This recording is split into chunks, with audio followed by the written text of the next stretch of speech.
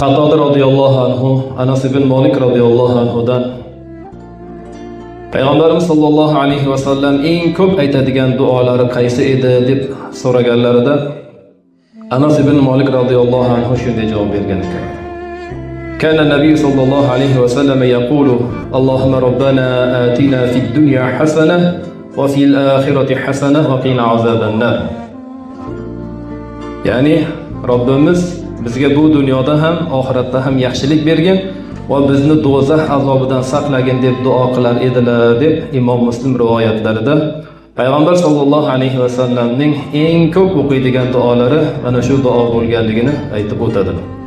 Demak, Payg'ambar sollallohu alayhi va sallam duolarida Alloh tabaraka va taolodan dunyo va oxirat yaxshiliklarini so'rab, do'zaxdan ko'p panoh so'rar ekanlar.